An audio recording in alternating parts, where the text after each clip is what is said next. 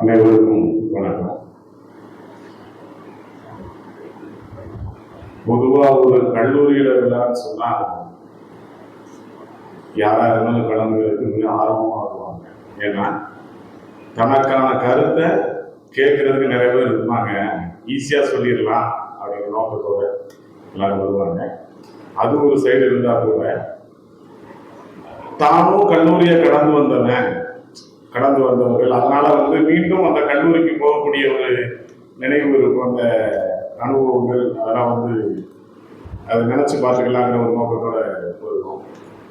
அந்த வகையில நம்ம கல்லூரியில மாணவர்களுக்கு வாசிப்பு திறனை அதிகரிக்க வேண்டும் என்ற நல்ல நோக்கத்தோடு தினமணி பத்திரிகையின் சார்பாக ஏறக்குறைய 30 நாட்கள் நீங்கள் நாளிதழை வாசித்து அதிலிருந்து கேட்கப்பட்ட கேள்விகளுக்கு நன்கு பதிலளித்து அதிலே வெற்றியும் பெற்றிருக்கிறீர்கள்.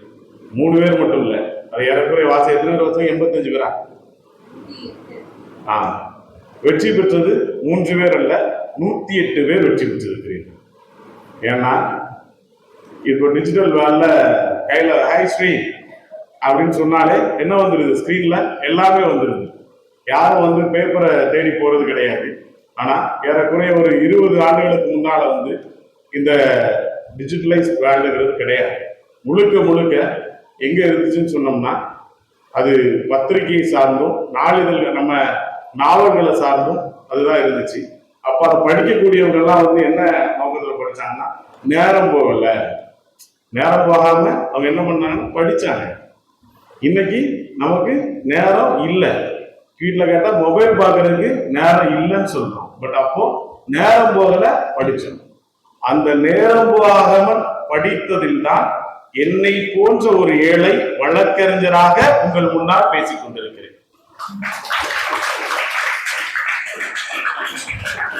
ஏன்னா என்னுடைய தந்தையார் பனையேறு தொழில் செய்யக்கூடியவர். நாங்கள் பெரும்பான்மையான வாழ்நாள பனங்காடுகள்லையும் ஒரு பெரிய கல்வி நிறுவனம் இல்லாத இடங்கள்லயே தான் காலத்தை நேரத்தையும் போகணும். அப்பெல்லாம் என்னன்னா டீ கடைக்கு ரொம்ப முக்கியத்துவம் இருக்கும். அந்த டீ கடையில ஒரு பேப்பர் வாங்க மாட்டாங்க, தினத்தந்தி தினவரன்னு சொல்லி ஒரு பேப்பர் வாங்க மாட்டாங்க. என்ன நாளிதெல்லாம் வருதோ எல்லாம் வாங்குவாங்க. பெரும்பான்மையான கூட்டம் டீ கடையில எதுக்காக இருக்குன்னு சொன்னா டீ குடிக்கிறதுக்காக தாண்டி இன்னைக்கு என்ன செய்தி வந்திருக்குன்னு சொல்லி எல்லா பேப்பரையும் படிப்பாங்க. அப்படி நாளிதழ்களை படித்து 2006ஆம் ஆண்டு நடைபெற்ற சட்டக்கல்லூரி நுழைவுத் தேர்விலே எந்த இன்ஸ்டிடியூட்டுக்கும் போகாம பாஸ் ஆகி இன்னைக்கு நான் வக்கீலா இருக்கேன். அந்த நுழைவுத் தேர்வில் நான் வெற்றி பெறுவதற்கு காரணமாக இருந்தது நாளிதழ்.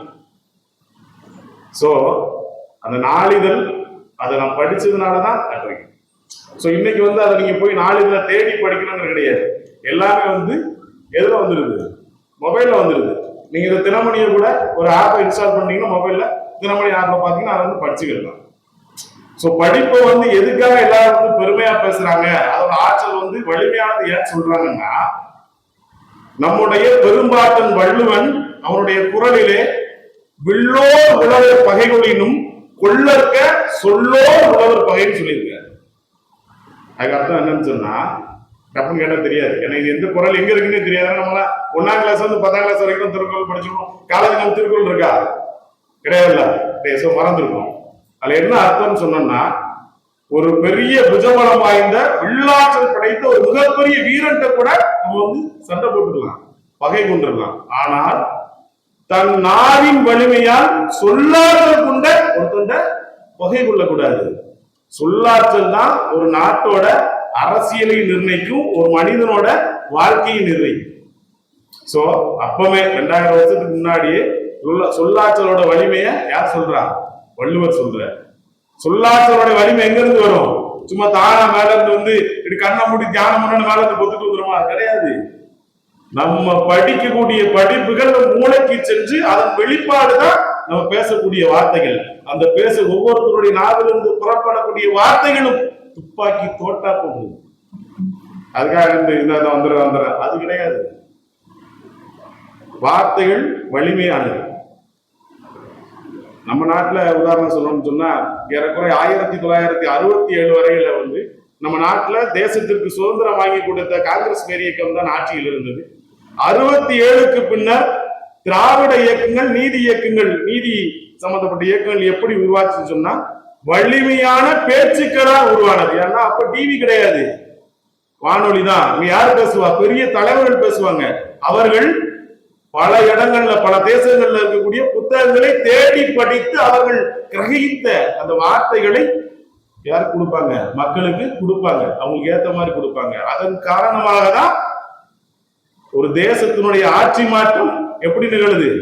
அவர்கள் எடுத்த கல்வி அறிவின் காரணமாக, படித்த படிப்பின் காரணமாக, உதிர்த்த வார்த்தையின் காரணமாக தான் மாற்றம் நிகழுது. அது நம்ம தேசத்துல மட்டும் இல்ல, ஏறக்குறைய நம்ம நாட்டோட அந்த சட்டங்கள் எழுதினார்ல, நம்ம நாட்டோட அரசியலமைப்பு சட்டத்தை எழுதுன யாரு தெரியுமா உங்களுக்கு? யாரு? சத்தமா சொல்லுங்க. நீங்க நான்லாம் படிச்சுட்டு இருக்க காரணம் யாரு? அவர் இல்லைன்னு சொல்லி சொன்னா நம்ம படிச்சுட்டு இருக்க முடியாது, வெளியே தான் இருக்கணும், கேட்டுக்கு வெளியே. சரியா? சோ அந்த அண்ணல் அம்பேத்கர் அவர்கள் தன்னுடைய வாழ்நாளில் ஏறக்குறைய எத்தனை புக்கு படிச்சிருப்பார் சொல்லுங்க? தெரியாது. ஏறக்குறைய 2 லட்சங்களுக்கு மேற்பட்ட புத்தகங்களை படித்தவர் அண்ணல் அம்பேத்கர் அவர்கள். அவருடைய வீட்டுல AC, TV, fridge, washing machine அப்படி இப்படின்னு சொல்லி பெரிய பெரிய ஆடம்பரமான பொருட்கள் கிடையாது. ஏறக்குறைய 50,000 முதல் 60,000 வரையிலான உலகின் தரம் வாய்ந்த நூல்கள் இருந்துச்சு. ஆசியாவிலேயே தனிநபர் வைத்திருந்த மிகப்பெரிய நூலை யார் இடையுது? நம்முடைய அண்ணல் அம்பேத்கர் இடையுது. ஒரு நாளைக்கு அவர் எவ்வளவு படிப்பார் தெரியுமா? நம்ம எவ்வளவு படிப்போம்? எக்ஸாமுக்கு முன்னாடிதான் அந்த புக் எடுப்போம். ஐயோ நாளைக்கு ஒரு எக்ஸாமுக்கு எப்படிலாம் படிக்குன்னு சொல்லி யோசிப்போம். ஆனா ஒவ்வொரு நாளும் ஏறக்குறைய 6,000 முதல் 8,000 வரையான பக்கங்களை அம்பேத்கர் படிச்சுட்டு இருந்திருக்காரு. அப்ப எப்ப தூங்கி இருப்பாரு? சோ அவர் படித்த படிப்பு, அவர் பெற்ற கல்வி, அவருடைய வாசிக்கும் கூடிய ஆர்வம் தான் அவர் எங்க கொண்டு பின்பாட்டுச்சு? நம்முடைய தேசத்தோட அரசியல் நிர்ணய சபைய, இந்திய அரசியலமைப்பு சட்டத்தை உருவாக்கக்கூடிய தலைமை பொறுப்புல இருந்துச்சு. இதெல்லாம் அந்த காலம்பா. இங்க எங்கப்பா இப்போ எல்லாம் படிச்சா எங்க கொண்டு போறாங்க? படிச்சா எங்க கொண்டு போறாங்க? சொன்னாங்களே நாளிதழ்ல ஒருத்தங்க வந்து யூபிஎஸ்சி எக்ஸாம்ல பாஸ் ஆயிருக்காங்கன்னு சொல்லி, ஒரு மெக்கானிக்கோட குழந்தை அப்படிதானே. சோ இப்படி வந்து மெக்கானிக் குழந்தை இல்ல, படிக்க வரப்போ அது மெக்கானிக் குழந்தையாலும் சரி, ஒரு மிகப்பெரிய மிட்டா மராசத்தோட குழந்தையாலும் சரி, கல்லூரிக்கு வந்த முன்பாடே ஒரு மாணவர்கள் தானே. அங்க யார் யார் படிக்க நமக்கு கொடுக்கக்கூடிய புத்தகங்கள் ஒண்ணுதானே, ஏட்டில இருக்கக்கூடிய வார்த்தை ஒன்றுதான். நமக்கு படிக்கக்கூடிய நமக்கு தான் அதை கிரகிச்சு அதை எப்படி வெளியே கொண்டு வரணுங்கிறது தெரியும். சோ நம்ம யாருனாலும் ஜெயிக்கலாம். நம்முடைய கல்லூரிக்கு வந்தபோது படிக்கக்கூடிய அந்த சூழ்நிலை ஒருவாறு இருக்கும். ஏன் பணக்காரனுடைய குழந்தைகள் படித்தால் மிகவும் எளிமையாகவும், ஏழைகளுடைய குழந்தைகள் படித்தால் மிகவும் பெரிதாக பேசுறாரு தெரியுமா? நாம் கல்லூரிக்கு வரும்போது ஒரு ஏசி அறையில இது ஒரு பேன் காத்துல இருக்கக்கூடிய ஒரு இருக்கையில சமமா உட்கார்ந்துருப்போம். ஆனா சில ஏழைகளுடைய குழந்தைகள் தரையிலே அமர்ந்து படிக்கக்கூடிய சூழ்நிலை இருக்கும். படிப்பதற்கான உகந்த சூழ்நிலை இருக்காது. படிக்கக்கூடிய உகந்த சூழ்நிலை இல்லாத குழந்தைகள் அதை கற்று தேர்ந்து வெற்றி பெற போது அவரை வந்து நம்ம எல்லாம் என்ன பண்றோம்? புகழ்றோம், பெருமைப்படுத்துறோம். கடின சூழ்நிலையிலும் படித்து முன்னேறி இருக்கிறார் என்ற வார்த்தையை சொல்லி பெருமைப்படுத்துறோம். இப்படி கல்விங்கிறது வந்து மிகப்பெரிய ஆயுதம். அது எல்லா திசையிலையும் பயணிக்கும், நல்ல வழியிலையும் பயணிக்கும், கெட்ட வழியிலையும் பயணிக்கும். சரியா? கல்வியை வந்து எல்லா வழியிலையும் பயன்படுத்தணும். இன்றைய தேதியில வந்து பெருவாரியான குற்றவாளிகள் வந்து படிக்காதவனா இருக்கா? நீங்க ஆளுநர்ல பார்க்கலாம், செய்தியில பார்க்கலாம், டிவில. யாரு பெருவாரியான குற்றவாளி என்னவா இருக்கா? மேக்சிமம் டிகிரி ஹோல்டரா இருக்கா. சோ அவனுக்கு வந்து வரக்கூடிய நாம் ஏற்கக்கூடிய விஷயங்களை நல்லதை எடுக்காம கெட்டதை எடுத்துட்டானா நான் எங்க இருக்கான்? குற்றவாளியா இருக்கான். நாம் கற்கக்கூடிய கல்வியிலும், நான் படிக்கக்கூடிய நூல்களிலும் நான் நல்ல விஷயங்களை எடுத்தால் மட்டும்தான் நாம் உயரிய இடத்துல இருக்க முடியும். ஆக சிறந்த ஒரு கல்வியாளரா, மிக எல்லாரும் வந்து அதுக்காண்டி எல்லாரும் கலெக்டர் ஆக முடியுமா? எல்லாரும் ஐஏஎஸ் ஐபிஎஸ் பாஸ் ஆகி எல்லாரும் வந்து கலெக்டர் எல்லாம் ஃபர்ஸ்ட் ஆக முடியுமா? கிடையாது. ஒவ்வொரு உயிர்களுக்கும் ஒவ்வொரு தனி சிறப்பு இருக்கும். ஒருவனால் சிறந்த முறையில் படம் வரைய முடியும், ஒருவனால் சிறந்த முறையில் கதை எழுத முடியும், ஒருவனால் சிறந்த முறையில் ஒரு பொருளை இணைத்து மிகப்பெரிய மெக்கானிக் ஆக முடியும். எப்படி ஒவ்வொருத்தருக்கும் ஒவ்வொரு திறமை இருக்கும். அதெல்லாம் தானா ஏற்படும். தானா ஏற்படும்னா எங்க போகணும்? அதற்கான வழி கதவை திறந்தாதான் வீட்டுக்குள்ள போக முடியும். கதவை திறக்கணுங்கிற எண்ணம் தானா ஏற்படும். கதவை திறந்து உள்ள போய் அதை நமக்கு தேவையான விஷயங்கள் எடுக்கணும். அப்படிதான் கல்வி. கல்லூரிக்கு வர்றது எளிது, ஸ்கூலுக்கு போறது ஈஸி. இன்னைக்கு கவர்மெண்ட் எல்லாமே ஃப்ரீ ஆக்கிட்டாங்க. போயிடலாம், வெற்றி பெறணும்ல. நாம் போகக்கூடிய இடத்தில் கிடைக்கக்கூடிய விஷயங்களை நல்லதாக மாற்றி நாம் நமக்கானதா வரணும். நமக்கு பசிச்சா யாருக்கும்பா? நமக்கு பசித்தால் நாம் தான் உண்ண வேண்டும். நமக்கு வலித்தால் நாம் தான் அள வேண்டும். நமக்கானதை நாம் தான் தேர்ந்தெடுக்க வேண்டும். உலக உருண்டைக்குள்ள எவ்வளவோ தண்ணி இருக்கு. இந்த பூமி பந்துல எவ்வளவோ தண்ணி இருக்கு. ஒரு செடி இவ்வளவு தண்ணி இருக்குன்னு அவ்வளவு தண்ணி எடுக்க முடியுதா? கிடையாது.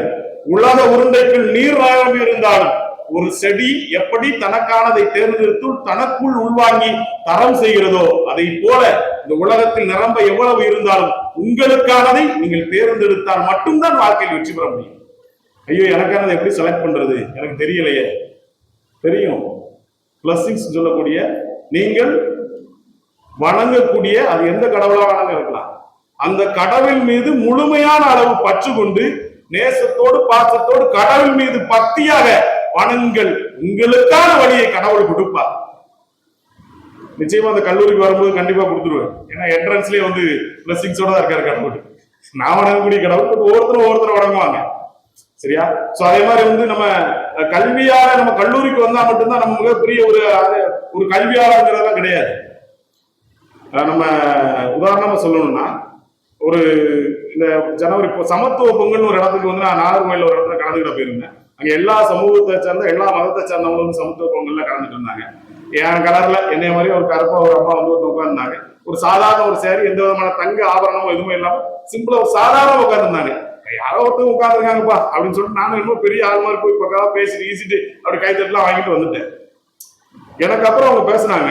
பேசும்போது அங்க பக்கத்துல உள்ளவங்க சொன்னாங்க, இவங்கதான் 2013ஆம் ஆண்டு இந்திய அரசினுடைய மிக உயரிய விருதான சாகித்ய அகாடமி விருது பெற்ற ஒரு எழுத்தாளர். நான் அதிர்ந்து போயிட்டேன். என்னங்க சொல்றீங்க, மிகப்பெரிய எழுத்தாளரா? அப்படி தெரியலையேங்க அப்படின்னு.